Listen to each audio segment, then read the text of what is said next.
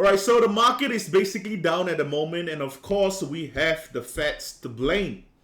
Well, we cannot really just blame the Feds because it's kind of what we actually expect from the FOMC meeting that just happened. If you missed the summary, it's going to be up here somewhere. I basically went through the whole entire FOMC, went through the whole entire SEP, which is the summary of economic projections. Basically, you can understand what was actually said during the whole entire meeting, what was released in the reports, so they can better understand why the market is behaving in this weird manner. So a lot of people is expecting the market to actually go up before the FOMC meeting. But of course, we came up with a higher for longer narrative after the meeting, and we are all expecting interest rates to basically continue to be higher for a longer period of time. However, something that was quite interesting that actually came out in today's report is the US home prices coming in for a 6-month increase yet again. So, of course, if we are actually keeping up with my sort of video where I actually talk about inflation on a very high level when I'm talking about how housing prices should actually be going down right now. But the thing is that housing prices, we are still expecting housing prices to kind of either be a little bit flatlining, otherwise it will only start to drop in the November period of time. So it's either October or November period of time, we are expecting it to start to fall. However, some of the analysts are actually expecting it to already be falling in September. So the thing is, what is actually happening right now in the market is that some of the analysts are already gotten proven wrong because of the different expectation of how housing prices is still not going down. And if housing prices continues to rally up like what we had in this report, what this actually means is that inflation going down is starting to become more and more of a persistent issue that cannot be gotten rid of. So let's go into Bill Ackman's thought process. He was saying that inflation is most likely going to be very, very persisting. We're not going to be getting a 2% over the long period of time. He's expecting inflation rate to actually go at about 3%. And he's expecting core inflation to actually go even higher a little bit. So whatever that we had for expectation of inflation in the past century, just get it completely out of your brain, and we're going into the new sort of inflationary trend. We're expecting inflation to actually stay at about 3%, and that should be the new norm.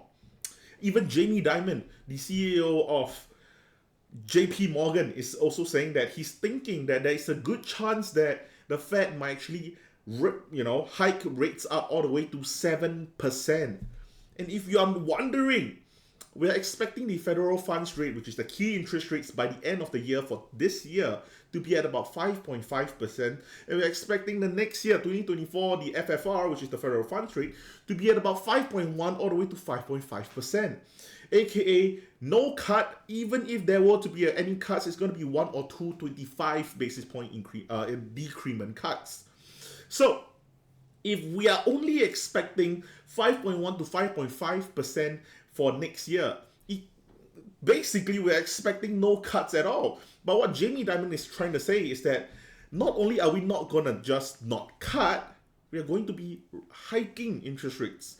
And that's where it becomes a little bit more concerning for the public, because JP Morgan, literally the CEO of the biggest bank right now in America, telling his own clients and be like, 7% interest rates is most likely going to, well, not really most likely, but it's a very huge possibility of it actually happening. So, hold on to your horses, maybe just be a little bit more careful. Business loans are going to be going up, personal loans are going to be going up, mortgage loans are going to be going up, car loans are going to be going up, credit card loans are going to be going up. Basically, when interest rates go up, everything is going to be going up as well. However, the good thing about interest rate going up is only good for inflation. By increasing the interest rates, the only thing that can actually see a significant trend down would be inflation. So what Jamie Dimon is basically trying to say, whatever the words behind his words, I would try to imply that he's most likely trying to say, I would infer, that he's trying to imply that inflation is going to go out of control next year, which means that the Feds are most likely going to realize that Inflation cannot go down, according to Bill Ackman as well. Inflation cannot go down. Inflation is going to be stuck at 3% year over year, maybe even 3.2 or even 3.5% year over year.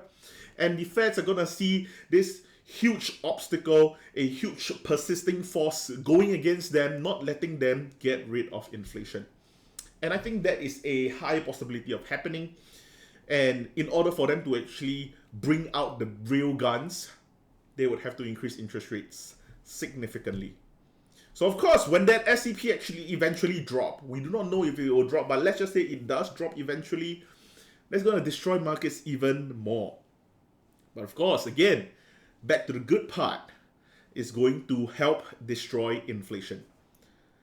But then again, of course, the thing is that, is inflation really that bad? Getting a 3% inflation, is it really that huge of a difference from 3% and 2% inflation in the longer run? Honestly speaking, it doesn't sound like much, just 1% inflation rate, but you have to actually take into consideration that's 50% increment in inflation. Also, basically saying that whatever that you have been going through right now, whatever price increases that you have been going through from, let's say, from your 10-year-old all the way till you're now, let's say you're 20, 30, or 40 years old, that 20, 30 years of difference of price increases, expect a 50% slap to it until inflation goes down. That's basically what's going to be happening with a 3% inflation longer run outcome. So yeah, I think inflation is going to be a little bit more iffy for us to really deal with right now. But you know, the market is not really liking it. S&P is falling yet again. The Nasdaq falling yet again. And like I said, I've been bearish on the market. I've also talked about me being bearish. I even made a video about how I am betting against the market. I'm going to be putting it up here somewhere for you guys as well. How I'm betting against the market. How am I actually shorting the market by not shorting the market? Something that if you are interested in, you can actually go and check it out. But yeah, you know, I think this is going to be a wild decade for us to really go through. I'm just going to keep on looking at all these different reports and see, do I really want to change my stance anytime soon? But I think that the moment US home prices start to have a significant decrease for 2 to 3 months in a row, I believe that is when we can actually see a significant U-turn of having this high inflationary pressure thing going downwards. Because right now I want to see big disinflation or even deflationary trend in the inflation reports coming up in the next whole year, hopefully. Because the disinflation alone is not enough. Okay, we had 7% inflation year over year, and having this inflation hit so hard, we're still at the 3% mark. We are not able to bring it down to the 2% mark, and until we are able to do so, I do not think that inflation is destroyed just yet. But yeah, anyway, that's all for this video. Thank you so much for watching, and I hope to see you guys in the next one. Peace out. Bye.